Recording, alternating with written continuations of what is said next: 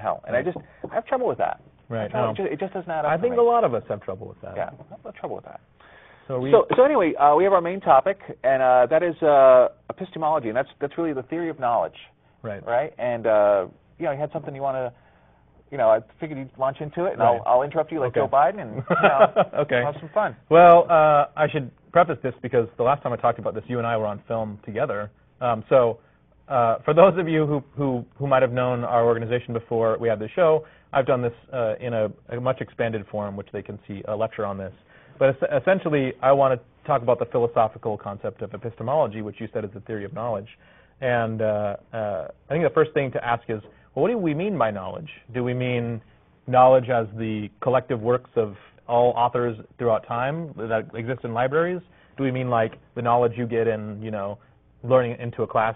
Actually, what epistemology comes to do with is how do we know? How do we know? And how, when we make a claim to know something, when I say, I know that your name is Case, how do I know that? How can I justify that?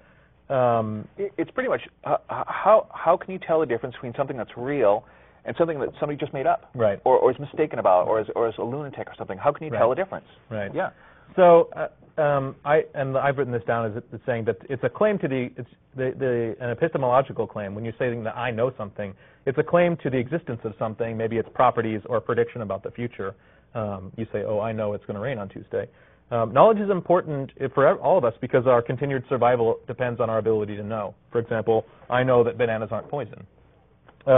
Breathing, eating, reproducing, we need to actually know about all these things. We need to know about all of them to enough of a degree that we don't die, essentially.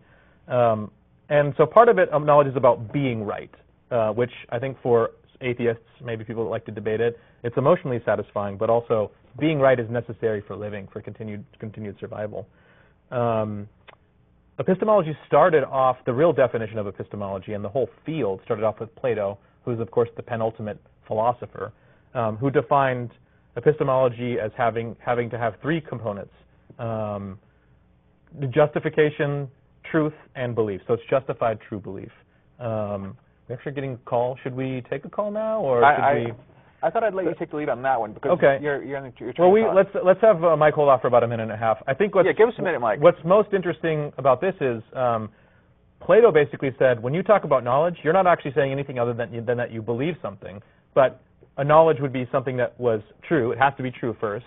You have to believe it, obviously. You can't know something that you don't believe first, and then also has to have a good enough justification from your own point of view to be considered knowledge, to be beyond the point where you could be shaken up by new evidence, and you need to be completely convinced based on the evidence that you have. And this is not really earth-shattering stuff. No. If someone comes into a room with an assertion that doesn't seem to hold up, and their evidence for it is you just need to believe, right. I think it's fair to say that you can dismiss that. Right. Yeah, this is not really rocket science. It's really a basic way of looking at the universe, breaking it down, and figuring out what's real and what's not, what's true. Right. So there's definitely some nuance here in terms of this, and I think instead of so Mike's on hold right now, and he's probably not hearing anything. So do you want to punch Mike through, or? Yeah, if we can we bring Mike through and see what if he has anything to say about epistemology. Mike, are you there? Mike, you there? Mike from Seattle. We can hear the line, but we don't know if you're there. Yeah, we don't know if he's there. Do we have another caller? Oh, we have a hang up? Okay, all right. Well, it happens. Oh, sorry about it, Mike. Call back. If you get a busy signal, call back. Have something to say? Let's hear it. Sorry, Mike. Yeah, I guess we should note that for anyone that calls in and you get put on hold, you might hear nothing for a couple of minutes. Right. So just keep waiting. Yeah, hang on there. So we'll get back to this. It's called the tripartite definition, the justified true belief. And we atheists view the idea that, and really all knowledge is at this point where you will not believe something until you have enough evidence to justify it for your own standards. Basically, before you let's just say I woke up this morning and I found that the weather report said that it was going to snow on Wednesday. Well, I didn't have a belief about snow on Wednesday until I read the report that said snow on Wednesday. And up until that point, I was an snow on Wednesdayist, you could say. Yeah. I had a non-belief in it, essentially. And when I go into weather.com or whatever, or maybe call my local meteorologist and he explains to me how it's possible that snow in July, if the evidence that's presented to me is enough, then it could be sucked into the realm of its belief, and then hopefully if there's enough evidence for you to consider as certain as one can be, then you could claim it as knowledge, if it's as certain as the evidence could lead you towards. But with this default position is that we don't believe things first until we believe them. So, and of course, this is central to atheism because we believe in the God claim, whether you believe in gods or anything else, you don't believe it until you have the warrant to convince you. And for the default position of existence of God, doesn't exist is good enough for us until we have enough evidence to convince us personally. All right, so let me throw this out to you. What evidence would you consider to be proof of God? Would there be evidence that you consider that you would say, yeah, God exists? Right. Quite a few things. Actually, this is a good break to jump in. It looks like we've got an email. We have an email question from Will. Email question from Will. Right. So here we'll just do this spectacular. This is special effects, guys. Special effects. Oh, here we go. Just floated into the Here we go. How did this happen? What do we got? So Will writes, what are your thoughts on the distinction between religions and the spiritual as it relates to non-theistic religious traditions? For example, many interpretations, pantheist, Buddhist, Taoist traditions don't include deities. In religious spiritual distinction, valid as a way to distinguish these beliefs from theistic ones, as opposed to simply indicating theism light, as you described earlier. So this is an interesting question. So he's talking about, I think it's been presented in the terms of atheist religion. I think it was what people have said. And one of the ones that's brought up most often would be Buddhism, right? Because I think most flavors of Buddhism say, well, there isn't a all-powerful creator. There's no God, so it's not theist strictly. But they of course do believe in the wheel of life, and that there are our thoughts and actions have some effect on the world that are not natural, they're supernatural. And there's, of course, a very rich, what we would call spiritual tradition behind Buddhism. Will's question specifically, well, he just asked, what are our thoughts, and how does it relate to non-theistic religious traditions? I mean, I think the thought is that you can have a conception of the way the world works, and based on dogma and tradition, that doesn't end up the evidence doesn't end up bearing out. So it's not that I'm saying that somehow a Buddhist is making even more of a radical leap in logic than, say, a Christian is, a fundamentalist Christian.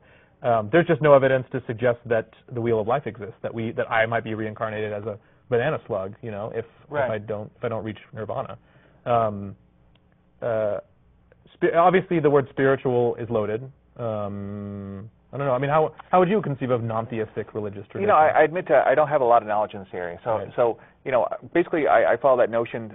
Basically, the steps that a skeptic would was, what's your assertion? What's your claim? What are you saying that Buddhism does or gives, or what's it all about? So we start with reincarnation. Well, what's your evidence for reincarnation? And if your evidence is, well, I was so-and-so in the past, well, let's research that claim and just see if that holds up. Or how can you assert that I'm going to be something in the future?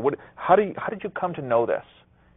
Basically it's just following a very, very methodological means of just following through a claim and just seeing if it holds up. Right. And so, with deference to the Buddhists, if reincarnation is part of it, I don't see any signs behind that. Right. And there are also Raelians, right? Those are the ones that believe that's the aliens. That what are they? They believe they're that clones. No, I think they believe that aliens seeded DNA on this planet, and the Bible is somehow a radical interpretation that is trying to tell the story of aliens seeding life on this planet, but it's doing it in a second millennia BC context or something. But it's a good question, Will, and I think maybe Case and I aren't quite as well equipped to talk about it. Right? Yeah. And most of what we hear about is what most people hear about in America, which is Abrahamic religions. And I think actually we're going to go on to this point about skepticism as we get here. So if we can kind of offload part of your question, Will, till later, and then we can sort of talk about skepticism as you started to talk about. We were talking about, well, what would be convincing evidence that a God or gods exist? So I think for me it would be that he performed something that obviously couldn't actually happen, that comes down in front of me, that other people have seen, that's reproducible, that people will acknowledge as something that couldn't have possibly happened. And you said earlier, why do none of those miracles that happen in the Bible ever happen anymore? Miracles have generally shrunk in scale and scope.